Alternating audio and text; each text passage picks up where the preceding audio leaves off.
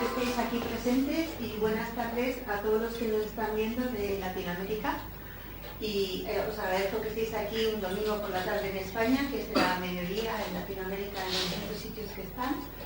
Y yo me llamo Victoria Galasso, para los que no me conocéis, soy psicóloga y psicoterapeuta en diferentes líneas, pero dentro de las líneas soy humanista. Y eso es importante resaltarlo porque los humanistas confiamos en el potencial de las personas, no patologizamos a la gente y entendemos que las personas tienen la capacidad de desarrollar su potencial, aunque a veces se atasquen y necesiten un poquito de ayuda. Entonces, una de las mejores ayudas es el eneagrama. Entonces, os voy a hablar de eneagrama, que es mi pasión personal, ¿no? Yo descubrí el eneagrama a finales de los 70, porque estaba por Estados Unidos, me metí un día en una librería y encontré un libro que sonaba raro. Eneagrama, ¿qué será esto? ¿No? Porque es una palabra que como que no te llega, no te invita. Y entonces cogí el libro, vi que era de tipos de personalidad y dije, anda, bueno, voy a ver si me encuentro. Bueno, pues me encontré, y me encontré de verdad, porque el eneagrama lo que te ayuda a hacer es que tú te empiezas a identificar con comportamientos, con rasgos, con motivaciones, con formas de mirar la vida, forma de entenderte, que ningún libro de psicología me había enseñado nunca. O sea, es decir, que yo me había pasado 5 años de carrera estudiando psicología y era como si tal cosa, no entendía nada. Pero de repente este libro era como que todo hizo clac, clac, clac, clac y se colocó. Entonces, como que me encontré mi punto de partida. Entonces, ¿qué es el eneagrama? El eneagrama es muchas cosas.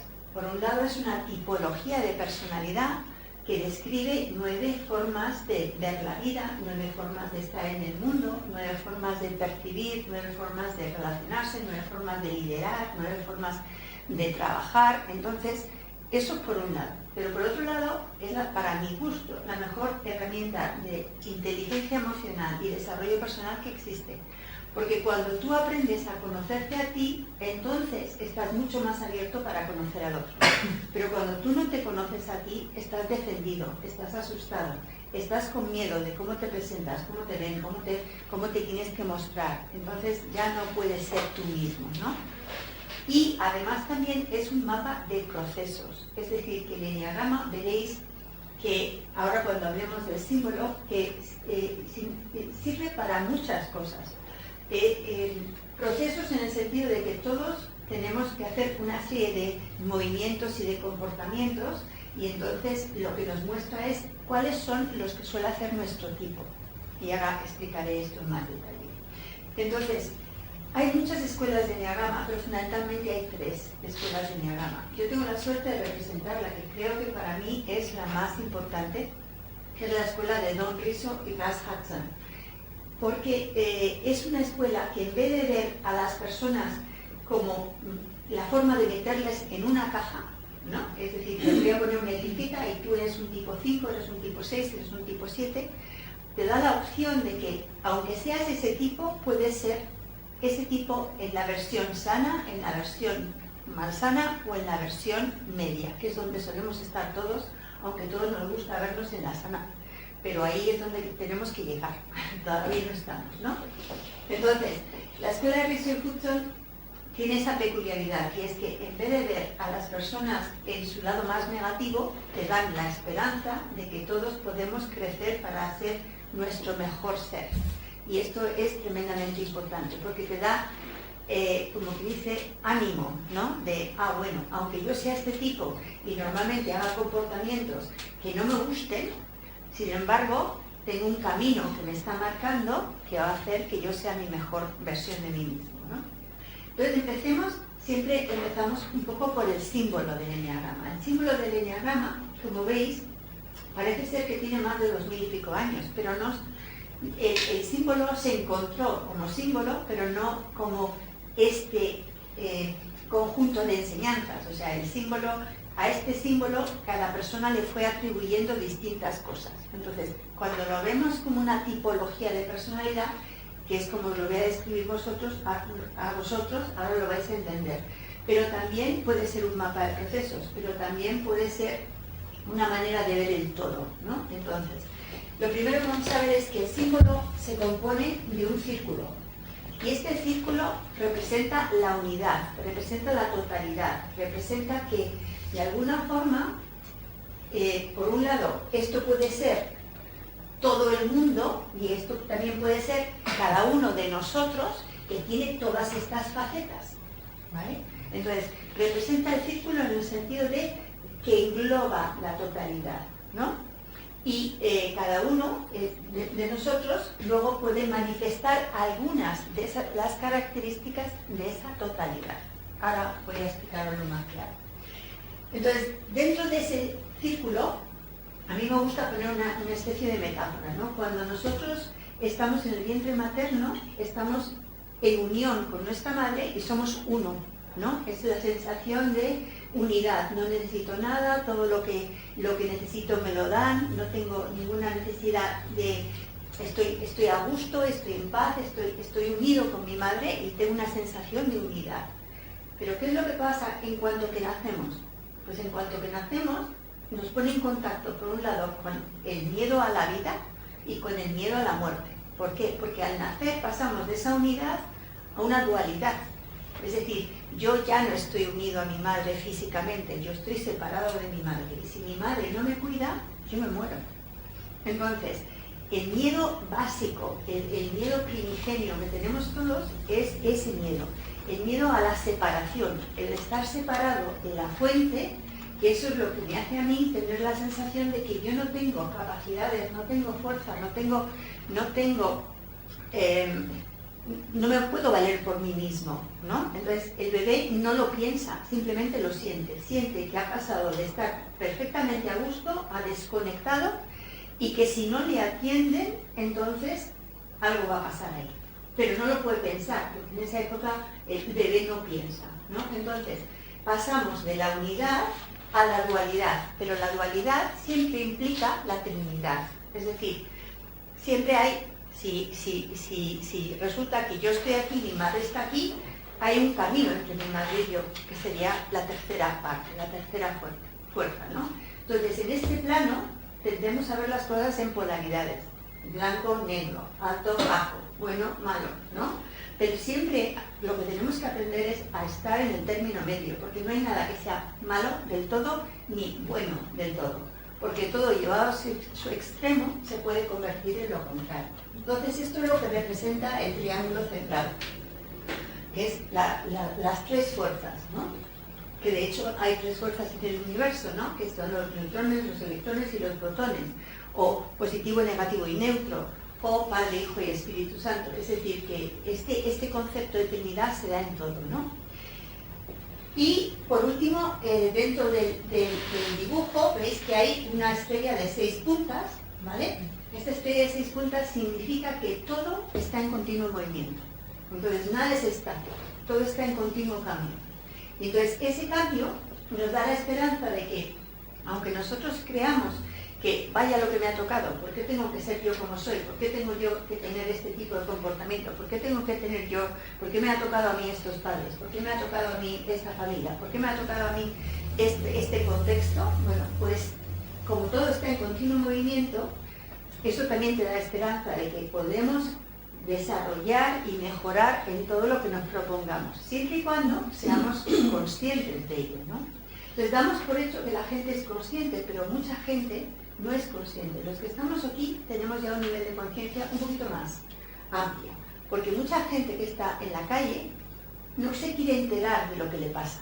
No se quiere enterar de lo que le pasa porque, bueno, hace comportamientos más o menos rutinarios, más o menos automáticos, más o menos autómatas, como quien dice, y si algo le molesta, pues se toma una pastilla y la pastilla le quita esa molestia, pero no entran a investigar qué hay detrás de que yo me sienta mal, qué hay detrás de que yo tenga ese malestar o no esté a gusto, no me encuentre feliz o lo que sea, ¿no? Entonces los que estamos aquí, al menos estamos buscando otra forma de ver las cosas, ¿no? Entonces, como esta estrella representa el cambio, es decir, que cuando empezamos a tomar conciencia, empezamos a cambiar. Y eso es tremendamente importante. Entonces, ¿por qué ponemos los numeritos en la parte exterior? El enneagrama que vamos a desarrollar aquí es una tipología de personalidad, es decir, describe 9 tipos de personalidad, que estos componen 9 formas de ver la vida, 9 formas de percibir, 9 formas de liderar, 9 formas de trabajar, 9 formas de relacionarse, es decir, que es una manera de percibir la vida, ¿no? Entonces, daros cuenta que aquí mismo, ¿no? Si yo ahora dijera, a ver, ¿tú cómo percibes, pues no sé, el hecho de que esté la cámara aquí? Pues a algunos le molesta, a otros no les incomodan, otros no lo ven. Entonces, cada uno percibe la realidad según su marco de referencia. Entonces, no todos percibimos lo mismo. Si, por ejemplo, entrara mi hermana aquí en este cuarto, ella se fijaría en todos los detalles. Yo cuando entro en este cuarto, lo único que me fijo es en la sensación global. Entonces, cada uno percibe de una manera y en función de qué percibe, de las experiencias que ha tenido, cómo se las ha explicado, y eso ha venido a conformar su tipo de personalidad, que no es ni bueno ni malo, es lo que es. No hay ningún tipo que sea mejor que otro, no hay nadie que sea mejor que otro, porque lo que cada uno ha hecho es lo que ha podido con lo que le ha tocado. Entonces, no hay que patologizar a nadie. Entonces, cuando colocamos los números en la parte exterior de la esfera, lo que estamos diciendo es que ¿cómo reconocemos que las personas son diferentes de nosotros? Lo reconocemos cuando no nos gusta lo que hacen los otros, cuando lo vemos diferente, cuando lo vemos raro. Entonces es cuando nos damos cuenta que los otros no son como nosotros. O sea, el ser humano tiende a querer estar con personas que son más o menos afines, que tienen más o menos los mismos gustos. ¿Por qué? Porque todo lo que es diferente nos asusta. Entonces, cuando vemos algo que no conocemos, entramos un poquito en miedo, ¿no? Porque el miedo a lo desconocido es una necesidad biológica del ser humano para que se prepare y esté alerta por si algo pasa, ¿no? Entonces, ¿cómo vamos a reconocer a los tipos de personalidad? Los vamos a reconocer normalmente por comportamientos extremos. Por eso se coloca a los tipos en la esfera, en la parte exterior, ¿no? Si, sin embargo, cualquiera de nosotros que tiene uno de estos tipos de personalidad, estuviéramos centrados, fuéramos nuestro mejor ser, nos conociéramos a nosotros mismos, estuviéramos más o menos en equilibrio, estaríamos todos en el centro. Y en el centro todos somos iguales. Lo que pasa es que cuando manifestamos rasgos negativos o rasgos extremos, pues entonces es cuando se nos distingue más de los demás, ¿no? Pero cuando nosotros estamos bien, pues es difícil distinguir a los unos de los otros. Cuando estamos aquí en grupo, normalmente ponemos nuestra mejor cara. Y somos todos muy majos y muy agradables y somos, pues eso, mostramos nuestro mejor ser.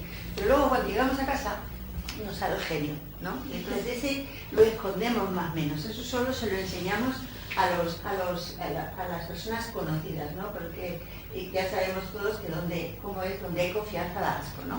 Porque mostramos otra faceta. Entonces, cuando mostramos nuestra mejor faceta, estamos todos aquí y a veces es difícil distinguir a un tipo de otro.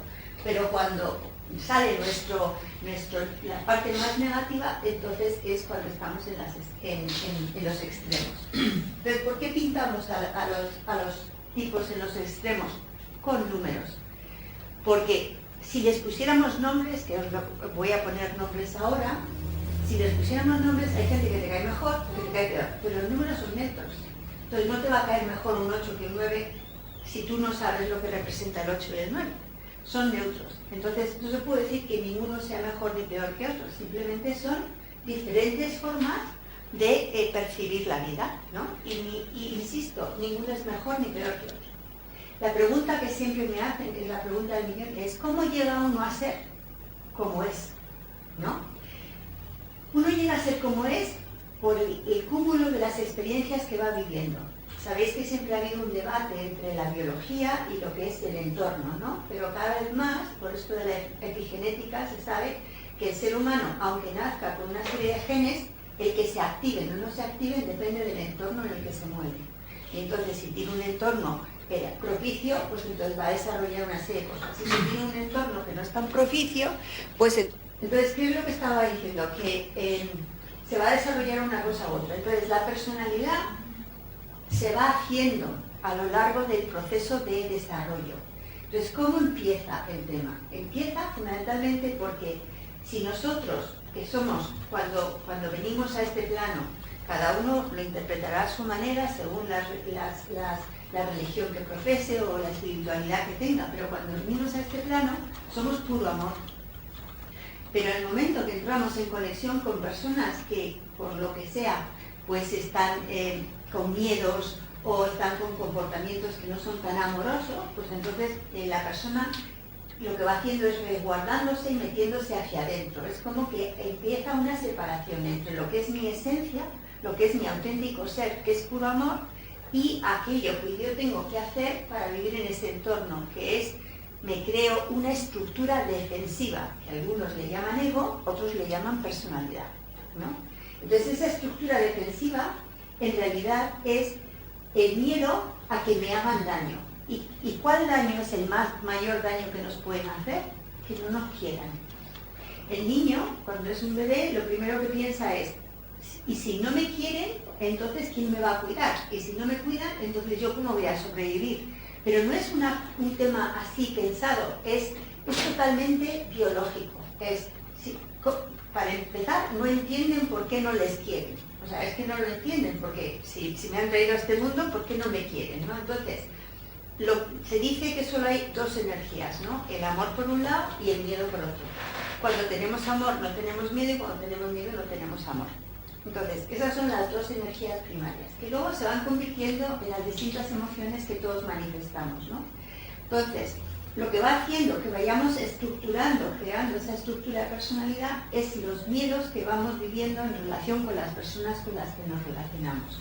Es decir, que si yo resulta que necesito, que también puede haber un desencuentro entre lo que yo necesito y lo que me dan. Si yo necesito que me presten más atención, que me den más cariño, que me den más afecto, que me hagan más caso, y resulta que mi madre está muy ocupada y mi padre no está porque está trabajando, la sensación de carencia se me va quedando a mí de fondo, y luego cuando yo tenga capacidad de explicármelo, porque mientras que es una sensación sentida no me puedo explicar nada, cuando yo tenga la capacidad de explicármelo, me lo explicaré, pues no debo de haber sido lo suficientemente buena, no debo de haber sido lo suficientemente valiosa, no debo de haber sido lo suficientemente importante. Entonces me voy explicando por qué he tenido esa falta de amor.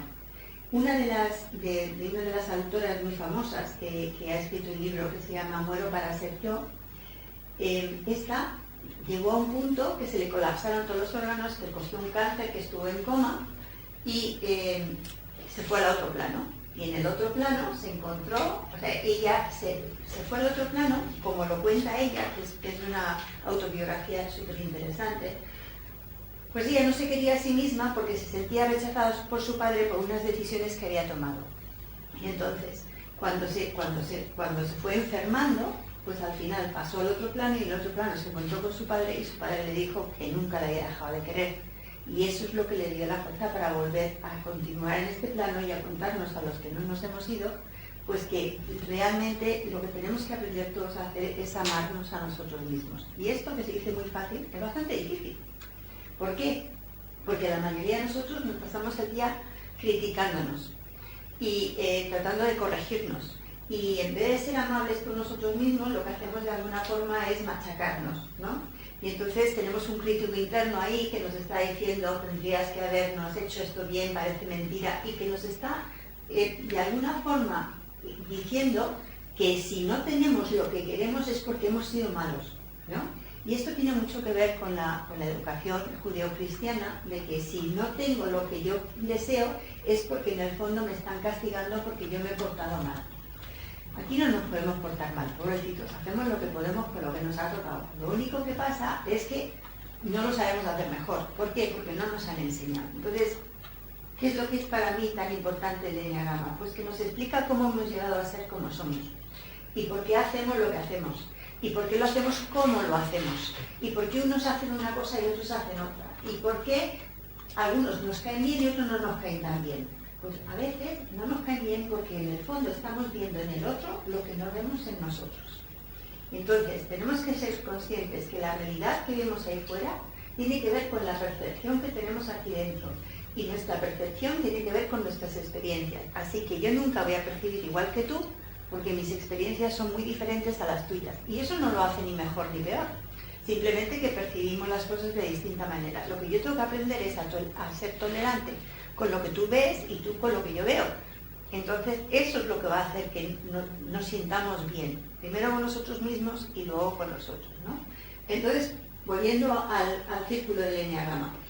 La mayoría de las escuelas de eneagrama, que hay tres grandes e importantes, que son la escuela de Russell Hudson, que como insisto, para mí es la mejor. Luego está la escuela de Javier Naranjo, y luego está la escuela de Helen Palmer, y luego cada vez están surgiendo más escuelas, ¿no? Pero la de Russell Hudson, a mí lo que me gusta es que ve el eneagrama en vertical.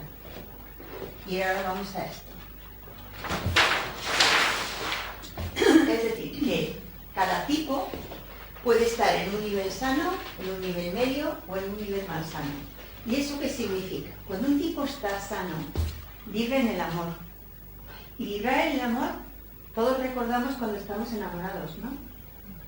Todo lo vemos fantástico, todo lo vemos estupendo, todo nos gusta, todo disfrutamos, vivimos el presente, estamos queriendo colaborar con todo el mundo, es maravilloso y lo que queremos es cooperar y compartir, cooperar y compartir, ¿no? Porque cuando estamos enamorados estamos, como quien dice, sintiéndonos nuestra mejor versión de nosotros mismos, ¿no?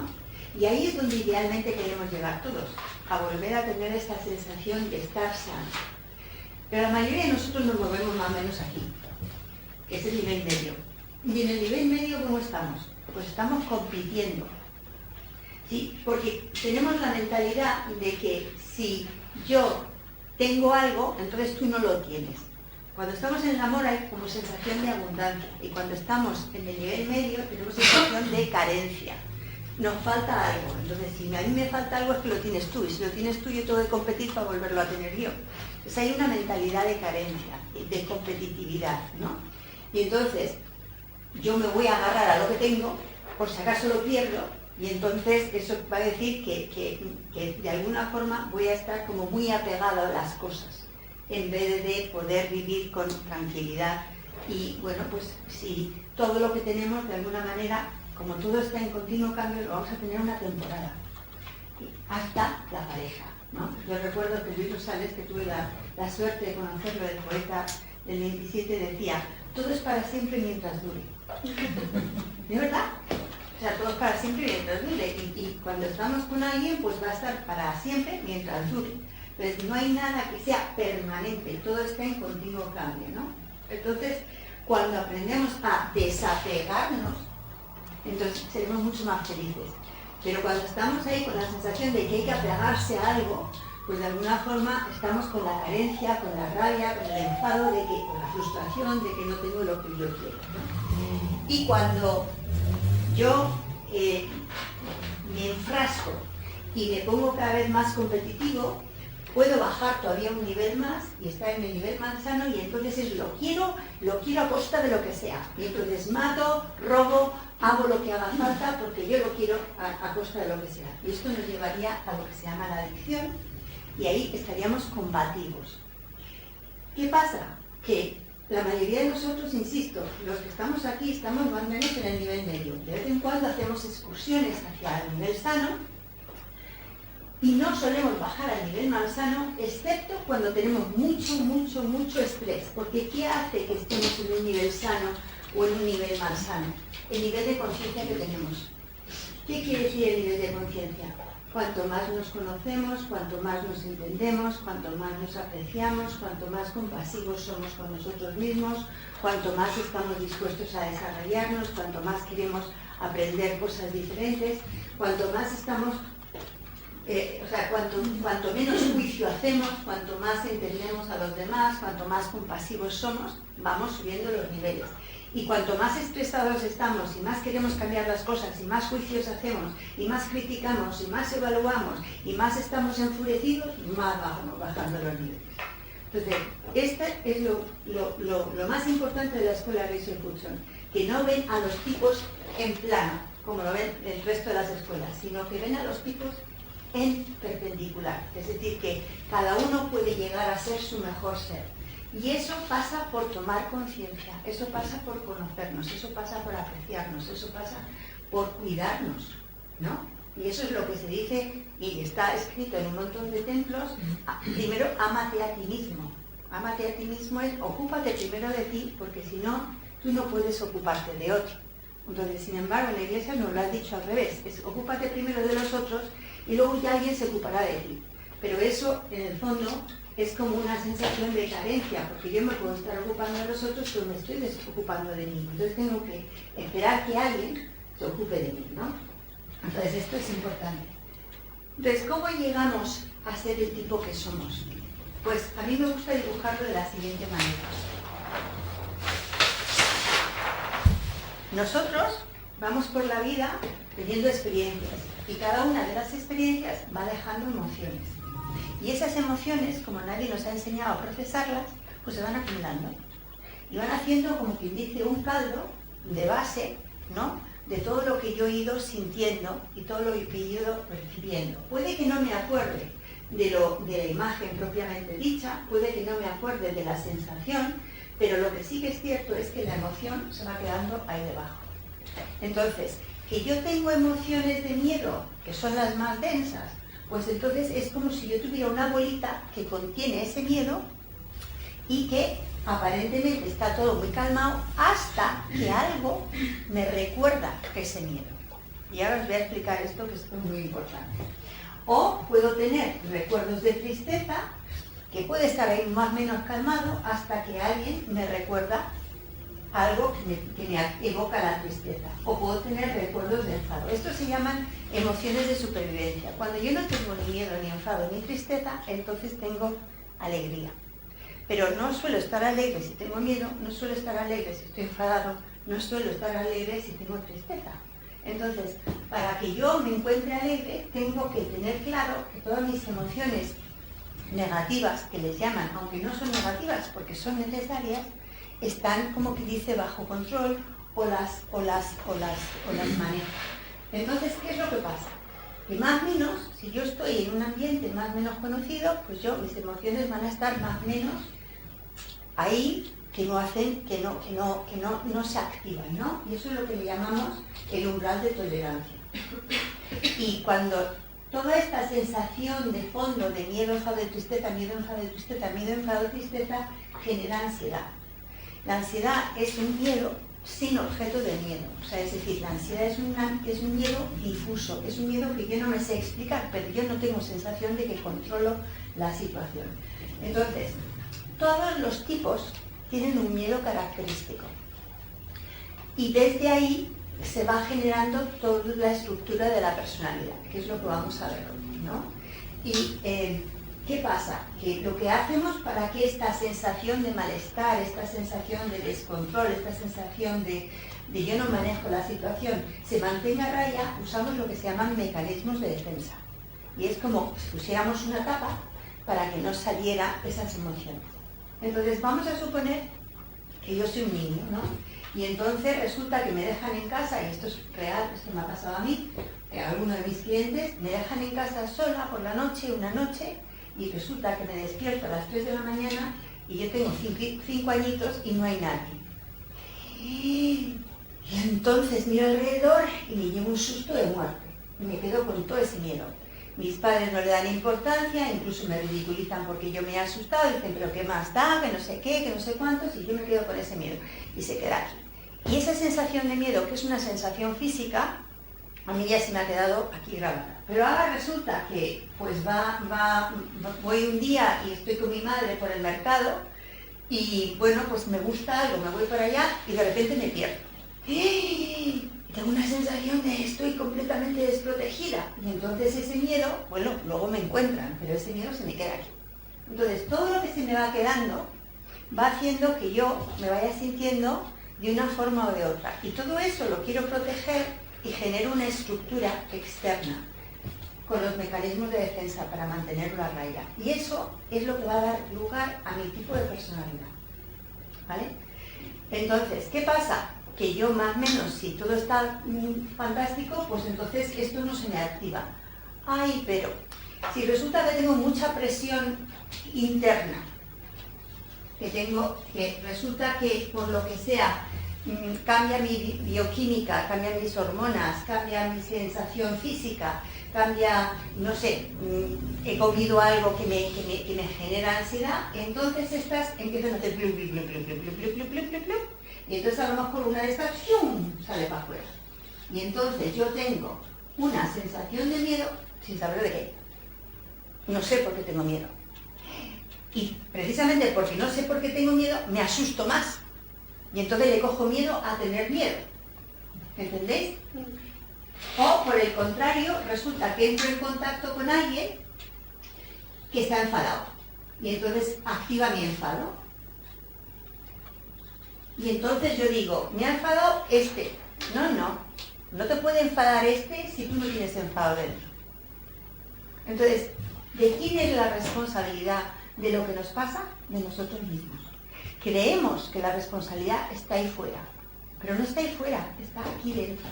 Y hasta que no hacemos este viaje hacia adentro y tratamos de conocernos a nosotros mismos y tratamos de entender por qué somos como somos, qué nos hace hacer lo que hacemos y por qué unos hacen una cosa y por qué otros hacen otra, sin juicio, entonces realmente vamos a seguir vibrando en la competencia y cuanto más estrés tengamos, más vamos a ir bajando los niveles y vamos a caer en lo malsano. Cuando caemos en lo malsano, caemos en la adicción. Hay muchas adicciones, desde la comida, la bebida, el tabaco, las compras, el sexo, hay muchas adicciones. Las adicciones son una manera de manejar la ansiedad que está de fondo, que yo no me he trabajado a mí mismo. Entonces, ¿cómo voy a hacer yo para poder manejar todo eso? Pues resulta que no hay ningún mapa. Nadie nos ha dado un mapa. Entonces es normal que no lo hayamos trabajado porque no tenemos mapa. Pero entonces llega el Enneagrama, que es el mejor mapa que existe. Porque es un mapa que si tú lo coges desde el principio te va definiendo primero cómo llegas a ser como eres. ¿Por qué tienes el miedo básico que tienes? ¿Por qué tienes el tipo de apego que tienes? ¿Por qué generas el mecanismo de defensa que generas? ¿Por qué tienes las creencias que tienes? ¿Por qué haces los comportamientos que haces? Y entonces ese mapa te ayuda a como, ahora me entiendo. Y es como una sensación de alivio de tal calibre que es tremendo, ¿no? Yo recuerdo que tenía a un estudiante que era un 4 del Enneagrama, y entonces este pobre chico pues lo estaba pasando muy mal y bueno, pues tenía una situación tumultuosa con una novia, porque los 4 son muy emocionales y muy temperamentales y demás, y entonces pues no sabía qué hacer, y entonces vino a terapia, y entonces le dije, yo enseguida me di cuenta que era un 4. Entonces, esto es una de las cosas que a mí me resulta muy fácil, pero yo nunca le digo a nadie qué tipo eres, porque eso no es una buena práctica. Lo que tenemos que hacer es que la persona se vaya identificando y se vaya reconociendo para que nadie te diga a ti tú quién eres, ¿no? Y además hay gente que inicialmente se identifica con un tipo y luego termina sintiéndose como que es otro tipo, ¿no? Y este chico, pues la verdad es que inmediatamente me di cuenta que era un 4. Y entonces los 4 tienen la creencia de base de nadie me entiende, yo soy raro, yo soy singular, yo soy único, no hay nadie como yo, entonces no me van a entender, entonces ansían que alguien les entienda, pero siempre creen que no les van a entender, con lo cual a mí me parecería que se muerde la cola. Y yo le dije, mira, creo que te he identificado más o menos en tu tipo de personalidad. ¿Qué te parece leer un libro donde está tu tipo para ver si te identificas con él? Volví al día siguiente y casi estaba blanco. Y dice, pero no puede ser. Es que estoy aquí, es que me ha descrito exactamente igual que soy, es que no puede ser, es que no puede ser, es que piensa lo que yo pienso, dice lo que yo digo, se siente como yo me siento. ¡Qué alivio! ¿No? Y entonces a partir de eso, pues se metió en clases de Enneagrama, estudió Enneagrama y ahora también da clases de Enneagrama, y esto que es informático, ¿no? Pero fue fue como un hallazgo, ¿no? Como de, ¡ay! Ya he encontrado mi lugar. Eso es lo que nos ayuda a hacer el Enneagrama, ¿no? El encontrar nuestro lugar, saber dónde estamos, de dónde partimos y qué camino tenemos hacia adelante. Porque lo bonito que tiene el Enneagrama es que cada tipo, ¿vale? Que lo colocamos en un extremo del círculo, cada tipo tiene relación con otros 4 tipos. O sea, por ejemplo, el 9 tiene relación por las flechas con el 6 y con el 3. ¿Veis? Hay unas rayas que le llamamos flechas, ¿no? Y también tiene relación con el que tiene a la derecha o el que tiene a la izquierda, que le llamamos alas. Entonces, ¿qué pasa? No hay tipos puros. Al final va a haber tipos que tienen combinaciones de flechas y de alas, ¿no? Y esto es lo que va a dar la unicidad, la diferencia que hay entre los unos y los otros. Pero luego, sin embargo, todos los 9 tienen cosas en común y todos los 8 tienen cosas en común. Entonces, el ala es como si yo soy agua y de repente me echan una gota de limón y ya no soy agua pura, ya soy agua con limón, ¿no? Que sería mi ala. Y la flecha es que ahora el agua está hirviendo y entonces voy en una dirección, o ahora el agua está fría y voy en otra. Pero en realidad sigue siendo agua. ¿Entendéis lo que quiero decir?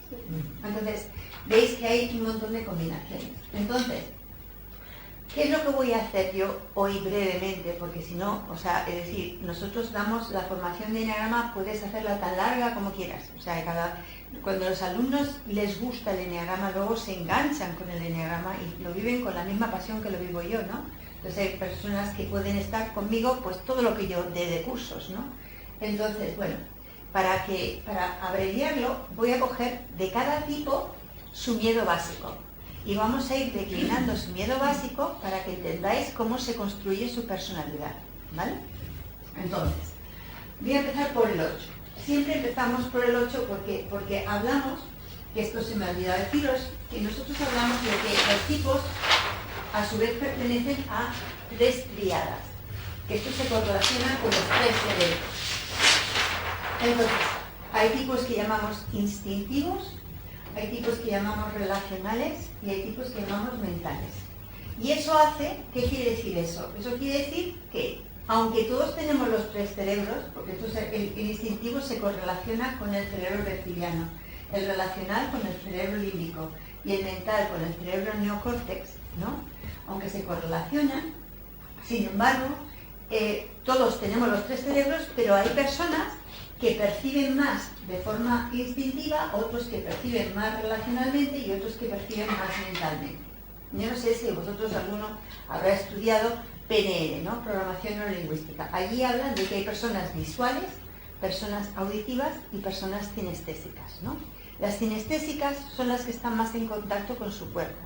Entonces sienten todas las sensaciones físicas muchísimo. Entonces es como que el cuerpo percibe todo lo que está en el entorno y entonces necesitan las personas que son instintivas marcar distancia para no verse afectado por la energía del otro. Entonces, ¿qué hacen los instintivos? Ponen más límites, necesitan más autonomía, necesitan manejar sus sensaciones físicas para que no les alteren. Y realmente son personas que miden mucho el territorio. ¿Cómo sabes que estás con un instintivo? Pues sabes que estás con un instintivo porque notas que marca los límites entre tú y la persona, ¿no? Entonces, menos el 9, que es el que menos límites pone, el 8 pone muchos límites y el 1 pone muchos límites. Entonces, ¿qué pasa? Que tú notas que la persona se coloca en una postura que le hace sentirse, yo tengo el control de la situación y no me siento invadido, ¿no? Ese es el tema. Entonces, los instintivos están más en el presente y los instintivos, la emoción que tienen de fondo es el enfado. Entonces, ¿por qué el enfado? Porque el enfado es una emoción que tiene la función de afirmarme yo, decir que no al otro y poner límites. Entonces, ¿qué pasa? Que dentro de los instintivos, cuya emoción es el enfado y que están más en el presente y que buscan poner límites y tener más autonomía, luego hay 3 modos de manejar eso. El modo del 8, que es hacia afuera. Entonces yo me enfado para marcar el límite para que tú no te metas en mi territorio y soy yo el que marca cuánto territorio hay entre tú y yo mando y yo controlo.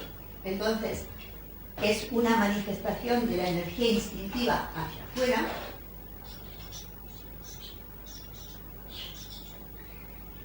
Pero por el contrario, el 1, que tiene la misma energía de base, lo que hace es como contener la energía, es como contenido internamente, ¿no? Entonces contiene lo que está sintiendo para tenerlo bajo control. El 8, el 1, tienen mucha necesidad de control. También lo tiene el 9, pero el 9, todos los que están en el triángulo central, depende. A veces sí, a veces no. A veces sí, a veces no. Y no son los que manejan mejor la energía del tipo del centro al que pertenece, ¿vale? Entonces, diríamos que el 9 tiene la energía a veces hacia adentro y a veces hacia afuera, a veces hacia adentro y a veces hacia afuera, ¿vale? ¿Qué quiere decir esto? Pues que va a dar ya 3 tipos de personalidad. Teniendo una base, la manifestación de esa base va a generar 3 manifestaciones diferentes, ¿no? Y entonces ya tendríamos ahí 3 modos de ver la vida. Entonces, los relacionales, ¿qué es lo que les pasa a los relacionales? Que se miran en los otros. Es decir, que necesitan saber cómo los otros les están mirando. Es como si necesitaran conectar a nivel de corazón, ¿no? Entonces, porque su identidad depende de cómo les miran los otros. Necesitan atención. Y si tienen atención, entonces se sienten bien. Y si no tienen atención, se sienten mal. Es como si dijeran, yo no puedo ser yo si yo no me siento atendido por el otro. Pero son personas más relacionales. Hay personas que lo que más les importa es su sentido de identidad, pero la identidad es como si dijeran, a ver, ¿quién soy yo? ¿Soy lo que yo pienso de mí, lo que los otros piensan de mí o lo que me gustaría ser? Y están continuamente en esa especie de dilema. ¿Quién soy yo? ¿Cómo soy yo? ¿Qué va a hacer que yo sea mejor? ¿Qué va a hacer que yo sea peor? ¿Qué va a hacer que yo guste? ¿Qué va a hacer que yo no guste? Entonces esto está en el fondo. A nivel corporal, pues sí, son más o menos conscientes de su cuerpo, pero no son tan conscientes como el 8, 9 y 1, porque el 8, 9 y 1 son tremendamente corporales.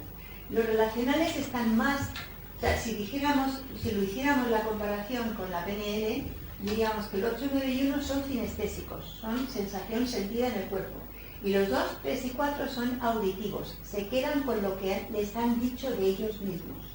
Me han llamado tonta, me han llamado guapa, me han llamado pues que soy una inútil, y es como que eso se les queda grabado, porque es como que le importa mucho lo que dicen los demás de ellos, ¿no? Porque es su identidad, tiene que ver con la identidad. Entonces hay tipos que para sentirse bien lo que hacen es volcarse en el afuera, como puede ser el 2, y es, si yo soy útil y si yo ayudo a los demás, entonces los demás me van a querer. Ese es un mecanismo que hace el tipo 2. Por el contrario, el tipo 4 piensa, a mí yo soy tan diferente y soy tan extraño y soy tan raro que a mí no me van a querer. Entonces yo me ocupo conmigo y yo me aíslo y yo estoy más conmigo y yo me ocupo de mis sensaciones y de mis emociones. Y el 3 hace lo que conviene. Ahora conviene que se me note, ahora conviene que no se me note. Ahora conviene que se me note, ahora conviene que no se me note. Ahora conviene que se me note. Entonces es más adaptable según las circunstancias. ¿Me entendéis? Entonces, igual, aunque su centro es más relacional, pero unos se relacionan hacia afuera, otros se relacionan hacia adentro y otros a veces hacia afuera y a veces hacia adentro, ¿no? Y esto va a generar que generen 3 tipos de personalidad distintos. ¿Cuál es la emoción de base de los relacionales? La tristeza. La tristeza de no ser querido en la forma que yo necesito ser querido. O sea, es como una sensación de carencia, de valor, ¿no? Porque mi valor va a depender de que los otros me valoren, de que los otros me miren, de que los otros me presten atención. Y eso es lo que va a dar el tipo 2, 3 y 4. Y por último nos vamos a los mentales. Insisto, todos tenemos una parte instintiva, todos tenemos una parte relacional y todos tenemos una parte mental, pero uno de ellos toma prioridad sobre el resto. Entonces, ¿cómo son los mentales? Los mentales son personas muy observadoras, muy visuales, ven todo, se fijan en todo, necesitan el tema espacial para ellos, es muy importante ubicar las cosas en el espacio-tiempo, organizar las cosas ¿para qué? Porque tienen mucho miedo, tienen miedo de no tener seguridad, de no tener apoyo, de no tener las categorías de las cosas claras, de no saber dónde están, de no ubicarse, necesitan estructura, porque lo que tiene de fondo el mental es muchísimo miedo. Entonces necesitan entender, necesitan saber cómo van a ser las cosas, Y son personas, así como los relacionales están más en el pasado, en la carencia, en lo que fue la vida, en lo que dejó de ser, los mentales están en el futuro, anticipando qué va a pasar conmigo, dónde voy a ir, cómo voy a hacer, lo haré bien, lo haré mal, saldrá mal. Entonces, los mentales siempre están buscando seguridad. Entonces, hay tres formas de hacer esto. Está el mental más mental, que se encierra en sí mismo y entonces se aísla para tratar de entender desde su procesamiento mental cómo es el mundo. Está el que necesita experimentar todo y sale y nunca está quieto porque quiere experimentar el mundo de cerca. Y está el que a veces sale al mundo y a veces se queda hacia adentro, y a veces sale al mundo y a veces se queda hacia adentro. Entonces eso va dando distintas maneras de personalidad. ¿Entendéis? Entonces hemos llegado al punto que todos diréis, esto es muy abstracto, sí, pero ahora vamos a hacer práctico. Y vamos a repartir unas tarjetitas y con esto que ya he dicho, quiero que cada uno con esas tarjetitas se va a tratar de ubicar. Ahora os cuento lo que tenéis que hacer con las tarjetitas y entonces, para los que están en Latinoamérica, tenemos las tarjetas. Entonces, abrimos la bolsita y entonces veréis que hay 9 cartas, que son los 9 tipos, y además de las 9 cartas hay 2 cartas más, ¿vale? Entonces, las 9 cartas las ponéis boca arriba por el lado que tiene solamente 3 palabras, ¿vale? Entonces ponéis el 1, el 2, el 3, el 4, el 5, el 6, 7 y 8 y 9. Y entonces, por ese lado, lo que vais a hacer ahora es, cuando las tengáis colocadas, ver con cuáles 3 os identificáis más. O sea, descartáis 6 cartas, ¿no? Entonces, el 1 pone 1, el mejorador, una persona racional, idealista, de sólidos principios, estricto y perfeccionista. El 2, el favorecedor, generoso, ayudador, preocupado por los demás, complaciente y expresivo. El 3, el conseguidor, eficaz, orientado al éxito, adaptable, vanidoso y consciente de su imagen. El 4, el singular, sensible, intenso, dramático, creativo y temperamental. El 5, observador, cerebral, analítico, reservado, observador y aislado. El 6, el cumplidor, comprometido, responsable, ansioso, leal y desconfiado. El 7, el planificador, activo, positivo, divertido, hiperactivo y espontáneo. El 8, el retador, fuerte, dominante, protector, líder, seguro de sí mismo. Y el 9, agradable, el mediador, agradable, suave, tranquilo, conciliador y complaciente. Todos vamos a podernos ver en todos, porque todos tenemos estos rasgos, porque todos tenemos los rasgos de todo, porque nosotros formamos el círculo con todas esas facetas, pero tenemos que ver primero con cuáles 3 nos identificamos más. Entonces, quitamos los 6 restantes. ¿Con cuáles 3 nos identificamos más? Si nos identificamos más con el 1, con el 2, con el 3, con el 4, con el 5, con el 6, entonces eso va a dar primero una primera criba, ¿no? Entonces vamos viendo, la mejor manera es con cuál no nos identificamos tanto. También es cierto que llegada a cierta edad y cuanto más nos conocemos a nosotros mismos, más nos vemos rasgos de todos. Pero lo que pasa es que luego vamos a aterrizar en uno. Pero inicialmente lo que tenemos que ver es con qué palabras nos identificamos más. No sé si a los que están en Latinoamérica lo pueden ver todo. Vale, fenomenal. También veis que los numeritos tienen un dibujito que también viene a indicar más o menos como el tipo de personalidad de cada uno de ellos. Bueno, entonces ya los tenéis. Más o menos habéis identificado 3. ¿Sí? ¿No? ¿Os cuesta? Cuando las personas les cuesta identificarse, es normal. O sea, es decir, muchas veces no nos conocemos nosotros a nosotros mismos. Tendríamos que decir, si no nos encontramos, es ¿Cómo me ven los demás? ¿Cómo me dicen los demás que soy? Y entonces eso también te ayuda, ¿no? Porque a lo mejor tú no te ves, pero a lo mejor alguien dice, tú siempre estás mediando. Parece mentira, tú siempre estás ahí haciendo la balanza para que todo el mundo se lleve bien. Pues ya sabes que alguien te está viendo como mediador. O tú siempre estás retando, es que parece mentira, siempre tienes que estar ahí como, pues eso, pinchando para quedar por encima. O tú siempre estás con muchos planes. Entonces, ¿cómo os han dicho? ¿Qué os han dicho a vosotros, no? Porque muchas veces nosotros no nos vemos a nosotros mismos.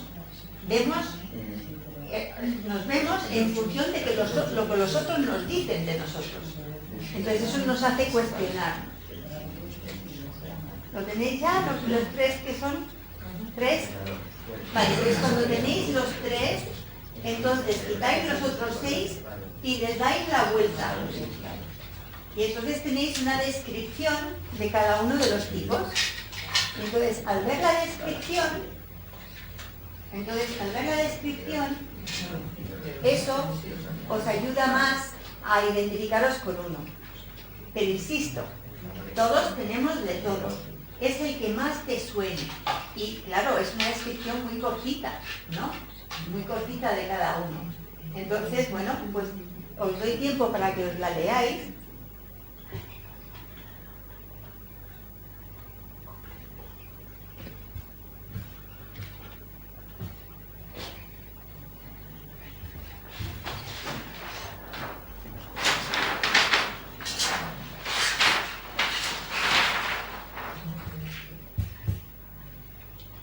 ¿Ya tenéis más o menos?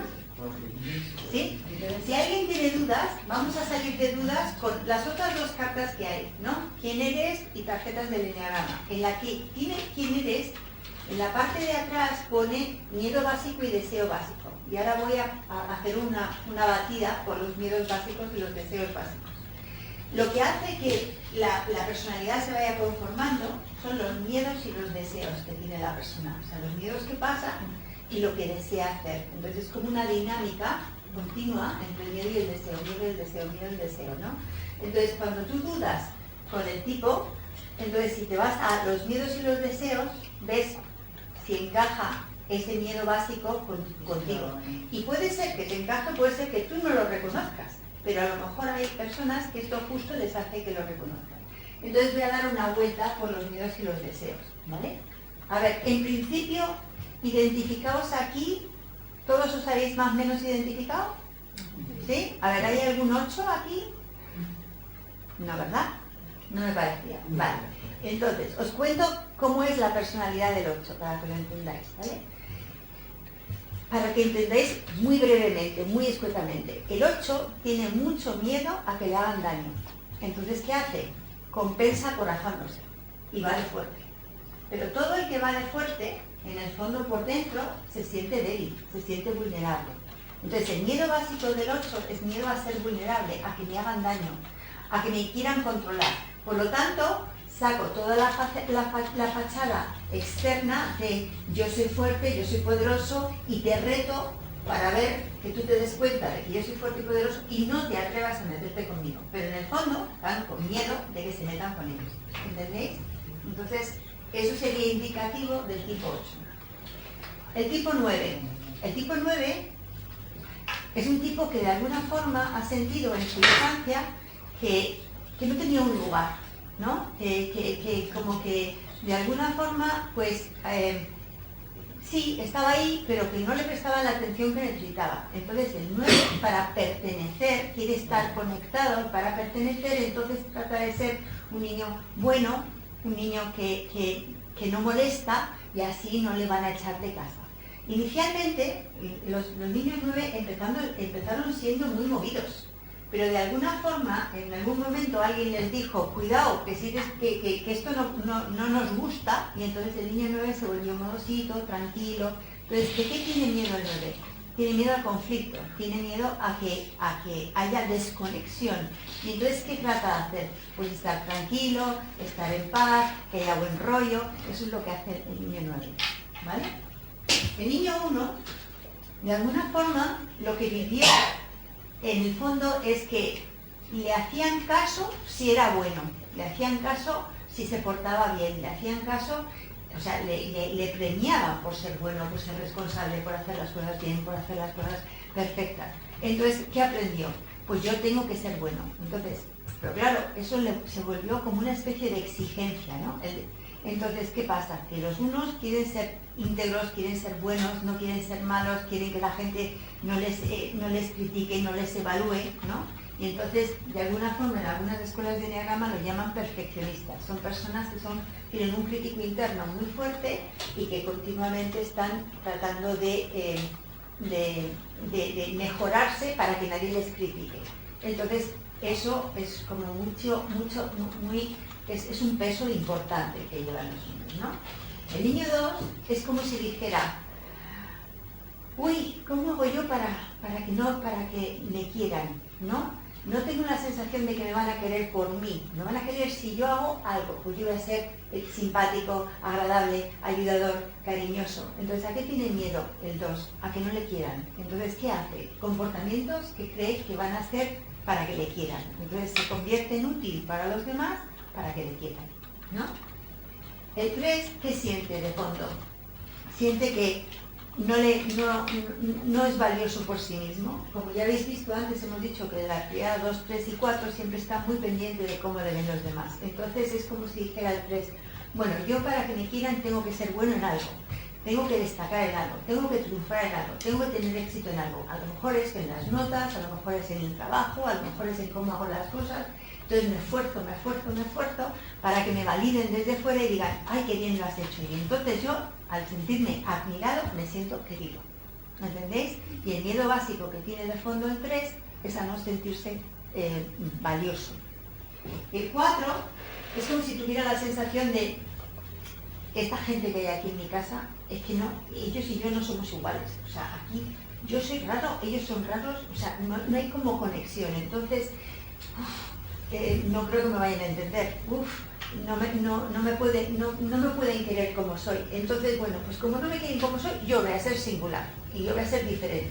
Entonces, tengo miedo a no tener identidad. Entonces, me voy a forjar una identidad que me diferencie de los demás. Y voy a ser singular, voy a ser diferente, voy a ser más sensible y entonces, bueno, pues al menos voy a destacar, me van a prestar atención porque soy diferente, ¿no? Entonces, ese es el tipo 4 de fondo. El miedo básico es miedo a no tener identidad. El tipo 5, de alguna forma, tuvo la sensación de niño que ¿qué pasaba? Pues que la gente, los padres, el mundo era muy raro, y tenía que entender ese mundo y no lo podía entender. Y entonces decidió que si se metía dentro de su cabeza y se preocupaba de por qué las cosas eran como eran y observaba mucho y trataba de sacar conclusiones y conjeturas, que entonces llegaría a sentirse capaz, y si se sintiera capaz ya no tendría tanto miedo, porque entonces, aunque no tuviera la sensación de conexión con los demás, pero se sentía capaz, entonces tenía la sensación de conexión consigo mismo. Entonces, el miedo básico del tipo 5 es el miedo a no ser capaz, a ser inútil, a no tener algo que me dé a mí cierta seguridad. El tipo 6 es como si dijera que no había encontrado su lugar. Vamos a ver, pertenece a una familia, pero tiene la sensación de, a ver, yo voy a ser obediente en esta familia, yo me voy a portar bien en esta familia, yo voy a hacer las cosas que quiere esta familia, pero yo quiero que se den cuenta que yo también estoy en esta familia. Necesito que me reconozcan, necesito sentir el apoyo de la familia. Entonces, porque me siento inseguro si no me siento apoyado por los demás, pero los demás están muy ocupados y no me hacen todo el caso que yo necesito, con lo cual, pues yo tengo la sensación de que voy buscando apoyos donde pueda. Entonces, me gustaría tener una figura de referencia, pero resulta que es que no me valen las figuras de referencia, porque veo, a mí me dicen que haga una cosa y luego ellos hacen otra, así que no me cuadra. Entonces, son personas que necesitan entender las cosas y sacar conclusiones, y por eso tienen mucho miedo, necesitan orientación, necesitan seguridad y tienen miedo a no llegar a las conclusiones válidas. Entonces siempre se están cuestionando y siempre están pensando qué podrían hacer y cómo lo van a hacer, y viven mucho en el futuro anticipando, ¿no? Entonces el miedo básico que tenéis ahí es miedo a no tener seguridad. Y nos vamos al 7. Y el 7 lo que tiene miedo es a pararse, ponerse en contacto consigo mismo y sentir la ansiedad. Así que si yo me mantengo continuamente en actividad y estoy haciendo muchas cosas, ya no me da tiempo de pararme y cuando llego a la cama voy tan exhausto que ya caigo de golpe y entonces ya no me entero de que tengo ansiedad, ¿no? Entonces son personas que necesitan mucha actividad para estar tan activos que eso no les conecte con su verdadera sensación de fondo, que es una sensación de inseguridad, porque todos los que son mentales es como que no se pueden explicar el mundo como es. O sea, no lo podemos explicar ninguno, pero a lo mejor el resto de los tipos no le damos tanta importancia, porque unos nos apoyamos en los demás, otros se apoyan en sí mismos, pero es que los mentales es como ¿en qué me apoyo yo? Si no entiendo yo este mundo tan complicado, ¿no? Entonces, bueno, pues como veis, eso es una nota de los tipos, pero por esa nota, a veces, cuanto más sabe el enneagrama, más difícil es encontrar una persona, y cuanto menos sabe el enneagrama, con estos 4 rasgos pillas a la persona. Entonces, ¿tenemos alguna pregunta? Sí, Rodrigo nos hace una consulta de cuál es el mayor sufrimiento del 7. ¿Qué es lo que le pone intranquilo? El mayor sufrimiento del 7 es no tener planificado hasta el día de su muerte. O sea, es decir, que el 7 lo que necesita es planificar y tener todo lleno y saber cómo va a suceder para no tener ese miedo. Porque el 7 es triada mental y las triadas mentales tienen mucho miedo. Entonces, si el 7 lo tiene todo planificado, entonces tiene la sensación de control. Pero si no lo puede planificar, entonces tiene la sensación de descontrol. Y entonces tiene que llenar su tiempo para no ponerse en contacto con eso, porque lo que más teme es la muerte, el vacío, el no saber lo que hay en el otro plano. Rubén dice que si una persona equilibrada en la parte más sana, ¿no?, de los niveles, tendría las cualidades positivas de todos los números. Sí, tendría las cualidades positivas de todos los números. Cualquier tipo, cuando está en los niveles sanos, suele tener un sesgo, ¿no? Tiene un sesgo hacia su tipo. Pero todos en los niveles sanos estamos vibrando en el amor. Lo que pasa es que si yo soy un 3, vibro en el amor y lo que muestro es la autenticidad. Pero si yo soy un 2, vibro en el amor y lo que muestro es el amor incondicional. Y si yo soy un 9, vibro en el amor, pero lo que muestro es la armonía. Entonces, en este nivel todavía hay ego. Entonces, luego después de este nivel estarían las ideas santas y las virtudes. Pero en este nivel todavía hay ego, y entonces todavía hay el rasgo característico del tipo, todavía se ve ahí. Y Nuria nos pregunta que si hay algún tipo de compatibilidad a nivel de pareja, o sea, si se puede hacer un enneagrama relacional, ¿no? Sí, lo hay. Hay con qué tipo se lleva uno mejor que con otros. Pero, ¿sabéis una cosa? Nos llevamos mejor. No es que nos llevemos mejor, es que quien nos atrae es el que tiene la misma problemática que nosotros. Entonces, puede ser que tenga la misma problemática en la polaridad opuesta o puede ser que tenga la misma problemática en la misma polaridad. Pero no nos atrae lo externo, nos atrae lo interno. O sea, nosotros creemos que nos enamoramos desde lo que es la parte racional y en el fondo nos estamos enamorando desde la parte inconsciente. Porque es como que esa persona nos está haciendo de espejo y por eso nos terminamos enamorando de esa persona. Carol pregunta si puede ser 2 y 7 a la vez. No. Lo que pasa es que el 2 y el 7 tienen un tema horizontal, ¿no? Es decir, que están, si doblo el enneagrama así, el 2 y el 7 estarían en el mismo plano. Entonces, tienen en común muchas cosas el 2 y el 7. Lo que pasa es que el 2 es relacional y el 7 es mental. Y la manera de distinguirlos es, el 2 es empático y el 7, mal que le pese, no tiene mucha empatía. O sea, no se sabe poner en el lugar del otro. O sea, lo que hace es que se lleva a los otros para divertirse con ellos, pero no sabe escuchar a alguien sus penas, lo que hace es animarle para no escucharle las penas, o sea, no se sabe poner en el lugar del otro. Y Seresat dice que ella cree que es un tipo 2, pero que también tiene cosas de 8, que si esto puede ser. Claro, claro que sí. O sea, porque el 2 está unido por la flecha con el 8, y entonces cuando el 2 está muy estresado puede tener comportamientos de 8, y entonces es cuando saca las uñas, y es cuando pone los límites, y es cuando se enfada, y es cuando entonces pega voces como pegan los 8. Ana Ramírez dice que ¿cómo puede el 1 neutralizar la rabia? Es que precisamente ese es el error del 1, no se puede neutralizar la rabia, lo que hay que hacer es asumirla, dejarse sentir la rabia para que esa se disuelva, Cuanto lo que más resistes, persiste. Entonces lo que tiene que aprender a hacer el 1 es a conectar con su rabia, a escuchar su rabia, entender por qué tiene la rabia que tiene, y eso es lo que va a hacer que se disipe la rabia. Y Rodrigo nos pregunta que ¿cuál es la pareja ideal del 7? La pareja ideal del 7 es que, vamos a ver, mirad, que en tema de relaciones hay 3 cosas importantes, que ni he hablado de ellas, ¿no? Están los instintos, que eso es lo que va a favorecer la convivencia. Están los niveles, entonces al nivel sano nos podemos relacionar con cualquier tipo. En el nivel medio hay parejas con las que te llevan mejor que no. Pero realmente el tema es, cuanto más conoces tu tipo y más conoces el del otro, ya sabes cuáles son las fortalezas y cuáles son las debilidades, y eso va a hacer que consensúes, que es de lo que se trata las relaciones, de aprender a consensuar. Entonces, para las relaciones hay que tener en cuenta los niveles, los instintos y las características fuertes y débiles de cada tipo de personalidad. ¿Y hemos acabado? ¿Y vosotros tenéis aquí alguna pregunta? Sí, la emoción de base de los mentales, ¿cuál es? El miedo. Miedo o la ansiedad. Miedo y ansiedad. Sí. Entonces, los emocionales tienen de base no quiere decir que no puedan manifestar todas, la tristeza, los mentales el miedo y los instintivos el enfado. Sí, nosotros dos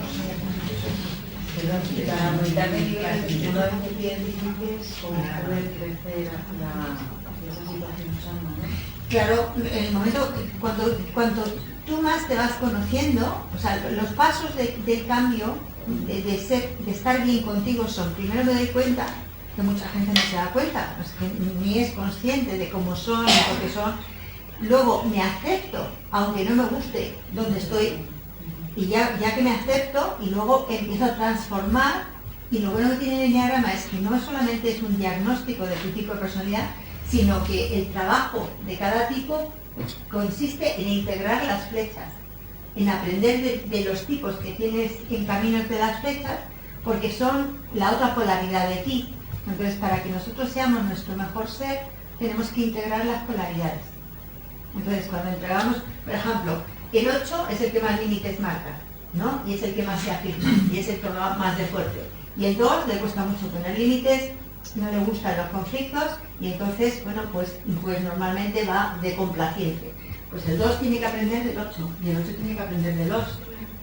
Entonces, lo bueno que tiene el Enneagrama es que, sobre todo cuando lo haces en grupo, que es como a mí me gusta hacerlo, y conviertes en una dinámica de grupos, pues las personas te van contando cómo lo vive cada tipo, y entonces tú vas diciendo, entonces yo puedo hacer esto. O sea, que tú aprendes.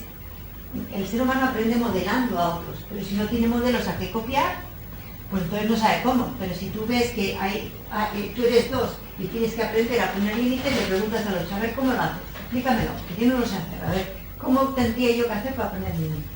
Y eso es lo más interesante. Sedesade dice que te ha oído hablar de alas, pero que no le ha quedado muy claro qué son. Las alas son los tipos que tienes a la derecha y a la izquierda. Entonces el 9 tiene ala 8 o ala 1. Entonces en las alas, a veces estamos en un ala y a veces estamos en otro ala. Entonces las alas nos sirven como quien dice para equilibrarnos. Entonces, si la estrategia que yo uso habitualmente no me vale, puedo usar la estrategia del ala 8 o la estrategia del ala 1 si soy un 9. Entonces cada tipo tiene 2 alas. Entonces, a veces pasamos una temporada de la vida en un ala y luego nos pasamos a la otra, pero las alas son estrategias diferentes a la nuestra, y entonces si yo soy aunque yo tenga una tendencia, por ejemplo, yo soy un 3, ¿no? Y entonces yo tengo ala 4, quiere decir que lo que yo ocupo del enneagrama es este trocito, que no es lo mismo que si yo fuera un 3 ala 2, que entonces ocuparía este trocito. Y entonces voy a ser muy diferente si soy 3 a la 4 que si soy 3 a la 2, porque voy a tener rasgos diferentes. Voy a tener los rasgos del 3 y los rasgos del ala. También preguntan si a lo largo de la vida puedes nacer 6, después ser un 2 y de viejo un 7. No, porque tú naces con tú no naces con un tipo de personalidad, tu tipo de personalidad se va haciendo. El ser humano se va haciendo en base a las experiencias que va teniendo. Esas experiencias van creando lo que se llaman condicionamientos y es muy difícil cambiar los condicionamientos, muy difícil. Se pueden cambiar con muchos años de terapia y con mucha voluntad, pero tienes una tendencia. ¿Por qué? Porque es lo que más has repetido. Al final somos unos repetidores de patrones, entonces tenemos unos patrones y cuanto más los repites más se graban y cuanto más se graba más difícil es cambiarlo. Entonces no, tenemos la tendencia a ser un tipo que ese tipo puede subir o bajar los niveles y que puede coger estrategias de las flechas y de las alas, pero tú eres un tipo porque tu eje central, tu miedo básico y tu deseo básico son lo que estructura, tu personalidad se estructura alrededor de eso. Preguntan si hay ejercicios que pueda hacer un 7 para subir su potencial y para no tener miedo y no estar fríamente calculando siempre. A ver, lo que tienen que aprender los mentales es a manejar el miedo. Y cuando lo aprenden a manejar se liberan ampliamente. Pero lo que pasa es que no todo el mundo sabe aprender a manejar el miedo, porque el miedo se siente en el cuerpo, pero los mentales creen que está en su cabeza. Y lo que está en su cabeza es el miedo a sentir miedo. Pero lo que han hecho ha sido originalmente sentir el miedo. Tienen que aprender a descargar el miedo del cuerpo. ¿Se puede ser un mental sin miedo?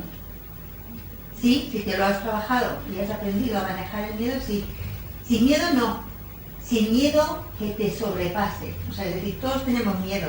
El problema de los mentales es que tienen un umbral de tolerancia al miedo mucho más acentuado.